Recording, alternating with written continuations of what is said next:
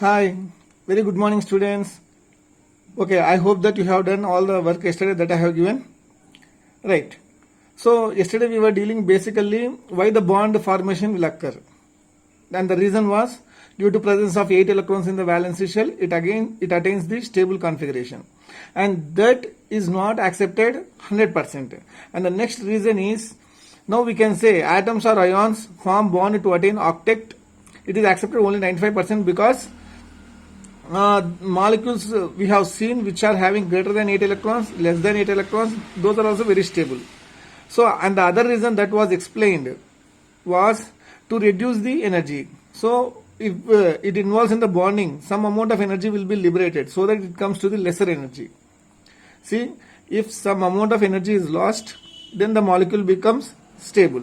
So, that was the second reason, and it has been represented graphically in this pattern, right?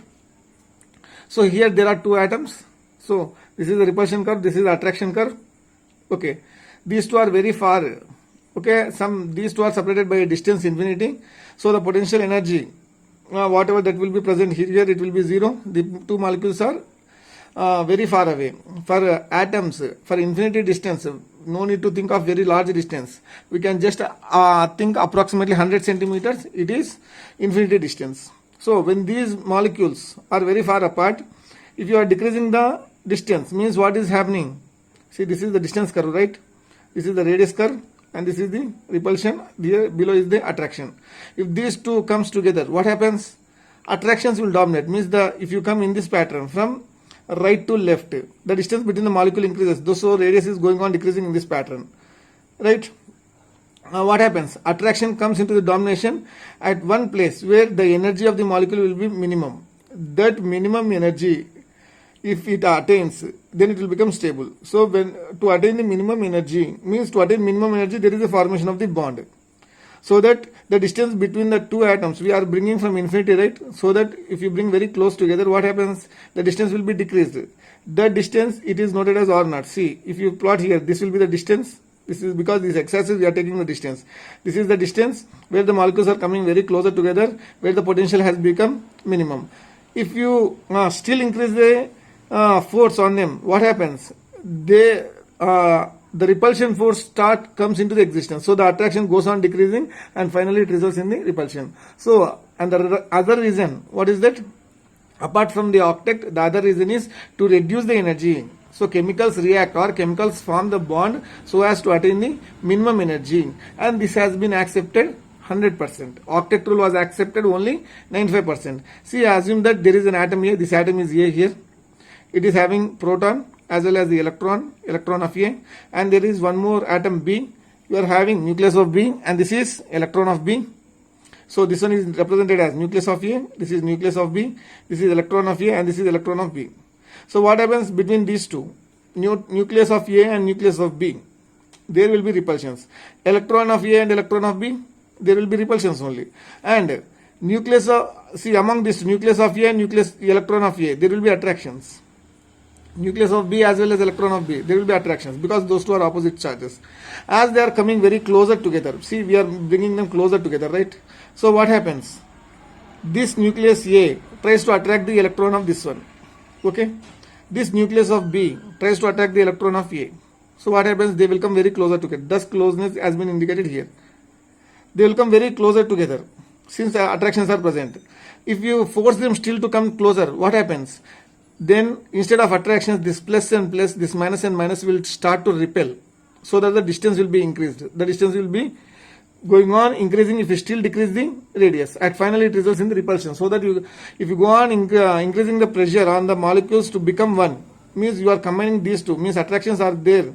Due to attractions they are coming very closer. If you still provide any external force to come still closer, what happens?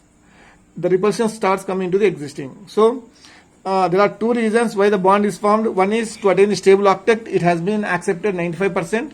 And the other reason is to attain the minimum energy. If there is a minimum energy between the atoms, that molecule or that atom will be very stable. And this is the reason. And this second reason has been accepted 100%.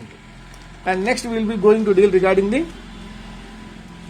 ionic bond. Ionic bond, this is also called as electrovalent bond. What is the meaning of the ionic bond? It is the strong electrostatic force of attraction, means it is only the attraction force between two oppositely charged ions which are formed due to transfer of electrons from one atom to another is called as ionic bond. See, from one atom to other atom there is transfer of electrons, okay, and there is no linkage between the two atoms. There is only a force of attraction, because one will be getting the positive. By losing one electron, one atom will be getting the positive charge. By gaining the electrons, the other will be getting the negative charge, okay. So between positive and negative there exists a force of attraction. That force of attraction is itself, it is called as ionic bond, or it is also called as electrovalent bond. Generally this type of ionic bonding, generally ionic bond is formed between first A and second A group with 16th and 17th. Already yesterday I have mentioned first A and second A are called as alkali and alkaline earth metals. They are ready, first group is ready to lose one electron, second group is ready to lose two electrons, and 16th group is ready to take two electrons, and 17th group is ready to take one electron. So 16th and 17th group, those are called as non-metals. First A and second A group, those are called as generally metals. Okay, and the formation of the ionic bond is a redox process. Redox means red means reduction, ox means oxidation. What is mean by oxidation? Loss of electrons. Till now you remember, up to now you remember only oxidation is loss of electrons, reduction means gain of electrons. Regarding this entire thing we will be learning clearly in electrochemistry, okay. So this entire formation of the ionic bond is a redox process. Redox process means one atom undergoes reduction and the other atom undergoes oxidation. Take example like magnesium. Magnesium atom in the gaseous state, it converts into Mg+2 by losing two electrons. So magnesium has lost two electrons and it has got positive charge. So this is called as oxidation. And two fluorines, we are taking two fluorines because one fluorine it requires one electron, because Mg is giving two electrons, so you require two fluorines, okay. One fluorine will accept one electron so that it gets 2 F minus charge. So fluorine accepts electron and gets converted to F minus. Magnesium gives electron and gets converted to Mg plus. So this is in the gaseous state. This is also in the gaseous state. Now this Mg plus 2 as well as 2F minus, okay, in the gaseous state they combine together and they form MgF2. When the gaseous ions combine together, they will liberate some amount of energy. That energy is called as lattice energy. Remember the students, when gaseous ions combine together and they form a solid product, some amount of energy is liberated. See, anyhow gases will be having more amount of energy compared to solids. So that what happens? Energy should be liberated. That liberated energy, it is called as lattice energy. Simply we can say the amount of energy released when two gaseous ions reacting to form a solid product. So in MgF2, electrovalence means last shell, how many electrons it is giving? 2. And fluorine, how many it is taking? 1. So the total electrovalence is equal to 3. Na2O. So sodium it is 1. And oxygen it is 2. Okay, O minus you will be getting Na plus. This is crisscross method. I think that you are good at crisscross method. So that the total electrovalence will be 3. So total electrons involved are 3, right? Okay. Ionic bond will be formed more easily between the elements with comparatively low ionization potential and elements with comparatively high electronegative value of or electro gain enthalpy. Okay, low ionization potential means it is ready to give electron. Means if you provide some amount of energy, that atom is ready to give electron. Okay, so that is called as low ionization potential, and comparatively to the high electronegative elements. High electronegative are 16th and 17th groups. Okay, students, I hope that you are following me. Right. See, most ionic compounds have cations derived from metallic elements. See, whenever if you see positive charge, generally it will be from metals. So lithium you take, it will be metal, Li plus, Fe plus 2, Mg plus 2, Na plus, Ca plus 2, calcium, magnesium, potassium, all these are metals. Generally cations will be metals, but there is an exception. This is called as ammonium. This is a non-metal. So nitrogen is a non-metal, hydrogen is also a non-metal. It is an exception. This is not a general, this is a cation, but it is not a metal. So if you take ionic compounds are generally in crystalline state, consists of orderly three-dimensional arrangement of cations and anions held together by Coulombic force of energies. So simple. So there is no formation of bond like this. One on one will not overlap. So that there will only there is a force of attraction, right? That force of attraction is called as, in terms of physics, it is called as Coulombic force of energy or Coulombic force of attraction. If you see the NaCl structure, NaCl is nothing but our general salt, whatever we are using in houses, that is called as rock salt. then structure will be FCC. FCC means face centered cubic lattice. Regarding this, you will be learning in the solid state chapter. Okay. Remember students, all chapters are only one chapter. Means from one thing you can derive all the things. Okay. How means if you learn regarding the atoms, you will call it as atomic structure. If you learn regarding the energies, whatever that are present between the atoms, we will call it as thermodynamics. If we learn regarding the properties, whether it is gaseous state, whether it is liquid state, whether it is in solid state. If you learn regarding the solidness of the atoms, it is called as solid state chapter. If you learn with respect to liquids, it is called as solutions. If you learn with respect to gases, it is called as gaseous state. So, how the carbon atom reacts, then results in the formation of the organic chemistry. How much of the substance is formed, how many moles are reacting, that results in the formation of the stoichiometry. All are the same things. You can't differentiate each chapter. Okay, every chapter is interlinked. So FCC, NaCl is a chemical. It is forming ionic bond. Ionic bond is chemical thing, chemical bonding chapter. But FCC is a solid state chapter. Okay, when you have the thorough knowledge with both the things, you can understand. Up to now, you remember NaCl rock salt is a face-centered cubic lattice, FCC structure. You are having many like BCC, end face-centered, as well as primitive centered. You are having many crystal systems. Among them, NaCl is FCC. The crystal structure, see whatever the crystal structure you are getting, face-centered cubic lattice, or any crystal, whatever you are getting from the ionic compounds, that gets stabilized due to release of energy. So as we have discussed the second factor, they will lose the energy, they will come closer together so that they will form a one crystal. So that is called as crystal lattice. So what I am doing is sodium, whenever it is in gaseous state, it loses one electron. So you are providing energy. Okay, so it absorbs, to remove the electron, the atom absorbs energy. So ionization potential or ionization energy, it has been given as plus 495.8. Okay, to remove the electron, if you are providing energy, the sodium will remove the electron. So what happened? There is absorption of energy. If you provide electron to the chlorine, what happens? It absorbs the electron. For removing electron, you have given energy. For absorbing electron, it gives the energy. So energy gain enthalpy or energy liberated by the chlorine for absorbing the one electron, that has been given as minus 348.7 kilojoules per mole. So you are getting Na plus in the gaseous state, Cl minus in the gaseous state. So from these things, you will be getting plus 147.1.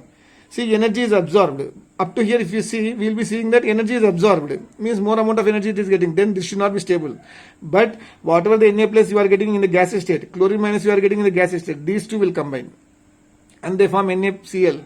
Solid. These are in gaseous state, we are getting into the solid state. So what happens? Gases will be having more amount of energy. That will liberate energy. That energy, whatever that is liberated, it is called as lattice energy. Already I have said in the back 2 minutes. What? Amount of energy liberated when an atom or when an ion in the gaseous state combines with the opposite ion in the gaseous state. So that energy is called as lattice energy. So if you compare these two, and finally the net amount of energy is released. So finally sodium atoms in the gaseous state converted to, and the sodium and chlorine in the gaseous state converted to NaCl in the solid state. So finally you are getting minus 640.9 kilojoules per mole energy is liberated. So this is the qualitative measure of stability of ionic compound. It is giving the lattice information not by simply attaining the octet configuration but also in the gaseous state. So we have said the second one, what we have said with respect to energies, if it loses energy, it will be gaining stable. So as this entire thing, it is showing that as it is losing energy, this one is stable. Okay, so this is the proving qualitative measure, how much energy is liberated. Okay, not quantitative, how much it is not. It is representing how much energy is liberated per mole of NaCl. So this is the exact proof. It shows that it depends upon the energy factor, right? And if you see the factors for the formation of the ionic bonding, or the favorable factors for the formation of the ionic bonding. So favorable condition, you will be having cation as well as you will be having the anion, right? For cation, there are means formation of the plus charge. You will be having some favorable factors. It should be having lowest ionization potential. What is the use of lowest ionization potential? If it is having a lowest ionization potential, means if you are providing energy with a less amount of energy, that atom will absorb that energy and it should liberate the electron. So if the size is bigger for the atoms, then it will be having the lowest ionization potential, because we can easily remove the electron, because the effect of the nucleus will be less on the outermost electron. Okay, getting this? If there is a bigger size, Okay, the nucleus effect will be lesser on the outermost electron, so that you require less amount of energy to remove that electron. So, presence of low ionization potential will be the favorable factor for the cation formation, and low charge. See, let me go for the example for low ionization potential. If I take some like lithium as well as sodium, among lithium and sodium, so lithium will be in this structure, sodium will be like this. Which is bigger? So one electron you are removing from third shell, one electron you are removing from the second shell. Among these two, to remove the electron, you require, for which one you require less amount of energy? For sodium you require less amount of energy because sodium is bigger in size. The effect of this nucleus will be very less on the outermost electron when compared to the lithium. So lithium is having only 2 orbits, sodium is having 3 orbits. Okay, so the effect of nucleus of sodium will be having less effect on the outermost electron of the sodium when compared to the lithium. So among these two, which will be having lowest ionization potential, sodium will be having the lowest ionization potential compared to lithium. Going for the low charge on the ion. For cation formation, there should be a carrying of low charge. Suppose if you are having aluminum, sodium, magnesium, sodium is having plus, Mg is having plus 2, Al is having plus 3. If you take examples like Na plus Mg plus 2, Al plus 3. So whenever it is having lowest charge, so if the charge is very low, then that will form the cation easily. Cation formation means the charge should be, positive charge should be lower. If you go for the negative charge, the charge should be higher. If negative charge is more, then the atom will be, the size of the atom will be bigger. If the positive charge is more, the size will be lesser. You remember this. Positive charge more, size will be lesser. Negative charge more, size will be more. So, for anion formation, the charge should be greater. Bigger size will be getting. For cation, the charge should be lower. Okay, if there is a smaller size, the smaller charge, the size will be bigger. Okay, if bigger is the size, there will be lowest ionization potential. Okay, if size is bigger, you will be having lowest IP, right? This will be satisfied. So lowest IP and the charge should be very low. And next is large atomic size. Already we have done. If size is more, ionization potential will be more. So lithium, sodium, potassium, rubidium, cesium, which will be having bigger size. So, cesium will be having the bigger size because these are in a group from top to bottom. What happens to the size? It goes on increasing. Next, formation of the cation with inert gas configuration. Inert gas configuration means presence of 8 electrons or 18 electrons in the valency shell. If 8 electrons are present in the valency shell, it is called as inert configuration. If 18 electrons are present in the outermost shell, then those are called as pseudo inert configuration. Whenever the valency shell is having 8 electrons or 18 electrons, that will be favoring easily formation of cation. So 4 factors: low ionization potential, low charge on the ion, large atomic size, formation of the cation with inert gas configuration. That is for the cation. If you go for the favorable factors for the formation of the anion, okay, here low ionization potential, here high electronegativity and high electron gain enthalpy. Means it should be having more attraction to withdraw the electrons. From left to right, if you go in the periodic table, fluorine, chlorine, something like fluorine, oxygen, nitrogen, or nitrogen, oxygen, fluorine. Fluorine will be having the highest tendency to withdraw the electrons. With respect to electron affinity, fluorine is having the greater one. As the size goes on decreasing, size decreases and the effect of nucleus on the outermost one increases if you go from left to right. And low charge on the ion. Okay, charge should be very lower.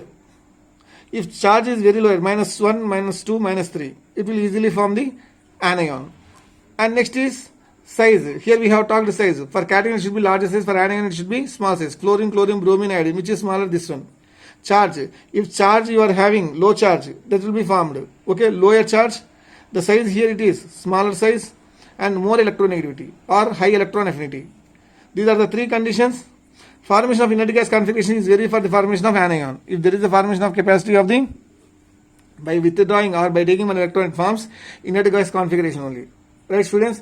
For cation formation, you are having 4 favorable factors. That is low ionization potential, low charge on the ion, large atomic size, as well as the formation of the cation with inert gas configuration. Factors favorable for the anion formation: high electron negativity and electron affinity, low charge on the ion, and small atomic size. So students, we will be stopping here. See, take these questions. You have learned something right now. Among NaCl, KCl, RbCl and CaCl, which will easily form ionic bond? among NAF, NaCl, NaBr, Ni, which will readily form ionic bond, among NAF, CSF, MgO, CaO, which will easily form ionic bond. Please solve this. You read thoroughly that one. In the next session, I will provide the answers for this. Okay. Thank you, students. Have a nice day.